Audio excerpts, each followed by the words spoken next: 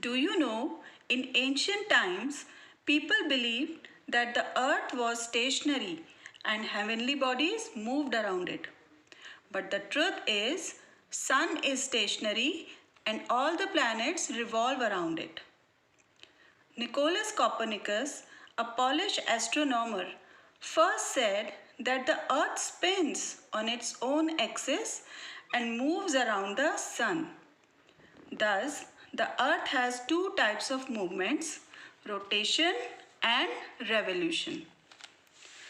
Rotation. The movement of the earth on its axis is called rotation. The earth takes 24 hours or 1 day to complete one rotation.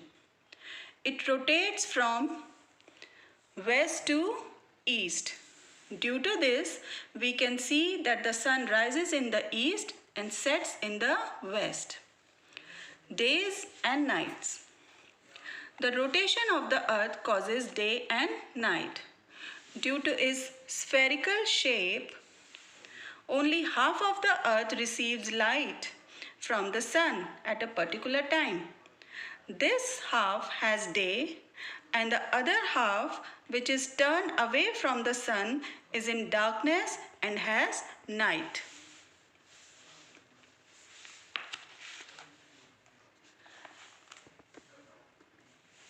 Let us understand the formation of day and night through an activity.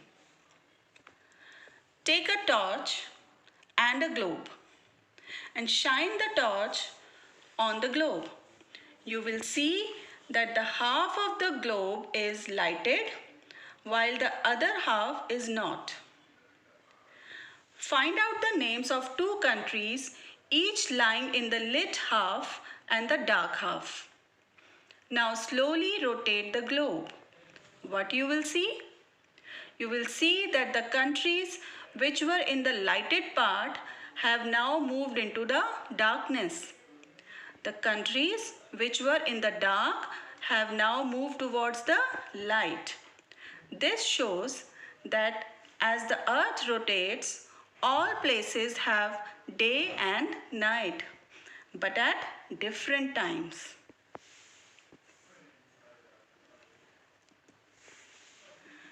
Now, what is revolution? While rotating on its axis, the earth also revolves around the sun. This movement is called revolution. The earth revolves along a fixed path called orbit. The orbit is oval in shape. It takes the earth about 365 days or 1 year to complete one revolution. Now, how revolution is responsible for changing the seasons? The revolution of the earth causes 4 seasons: summer, autumn, winter and spring. This figure shows the revolution of earth and change of season. Now see it carefully.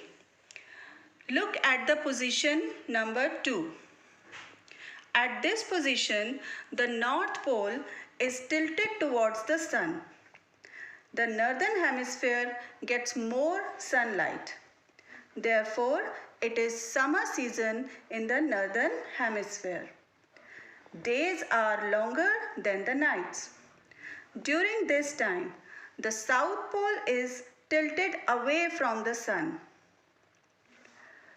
The southern hemisphere gets less sunlight. Therefore, it is winter in this hemisphere. The days are shorter than the nights. Now look at the position number 4. The South Pole is tilted towards the sun. The southern hemisphere gets more sunlight. Therefore, it has summer. During this time, the North Pole is tilted away from the sun. The northern hemisphere gets less sunlight.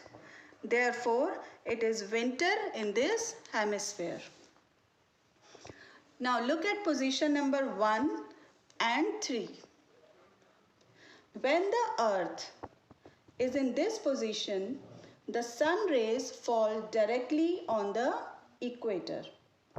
As a result, the length of the days and nights become the same throughout the world. It is neither very hot nor very cold in both the hemispheres. The northern hemisphere has spring season and the southern hemisphere have autumn season. So this is how revolution is responsible for changing the seasons. Now the question arises, what is leap year? The earth actually takes 365 plus 6 hours to go around the sun once.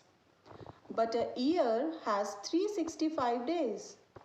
So every 4 years, we add this 6 hours to the month of February. That year is called a leap year and has 366 days. Here we are ending this chapter. I advise you to all that go through this chapter again and attempt the worksheet which I am providing you. Thank you.